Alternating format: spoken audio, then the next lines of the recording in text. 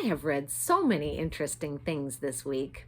I've read the story of Philip in our Bible in the book of Acts, about how he was one of Jesus' first disciples. And one day he noticed an African man from a royal court of a queen.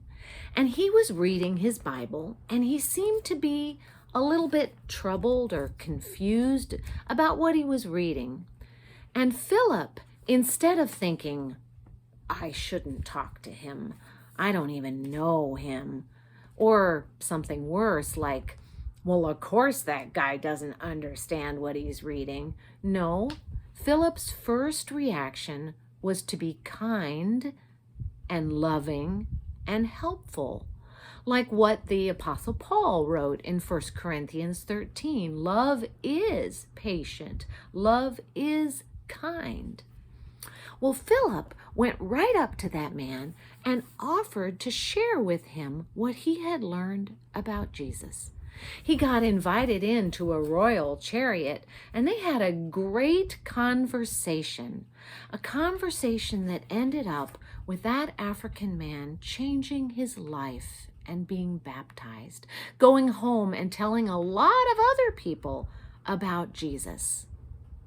Now, how did Philip learn how to be so kind and helpful and loving? Well, he learned it right from Jesus, right? You know, something else interesting I read this week was some studies by psychologists and brain researchers that we parents sometimes assume that we are teaching our kids to be kind just because we love you. But apparently that is not enough. Apparently a lot of kids seem to think that we parents think it's more important to be a good student, which is a good thing, or a good athlete, or funny, or liked by other people, that we parents think that that's more important than being kind, than being loving, and being helpful. And that's just awful.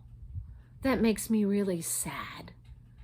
But as a parent, it also makes me want to learn more about how do we learn to be kind and helpful and loving. And apparently it's by noticing other people like Philip noticed. It's by noticing their face, how they feel. It's about caring, and it's about choosing to be a helper. And you know what's incredible? Brain researchers have actually proven that when we are helpful, there is a chemical that's released in our brain that makes us feel good. That's the kind of awesome God we have, who actually built it into our brain that when we are kind and helpful and loving, we feel better about ourselves. And so I want to say, I'm sorry if I have not done a good enough job of teaching kindness or of being kind myself.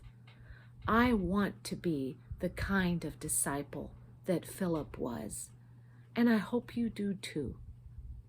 Will you pray with me? Dear God,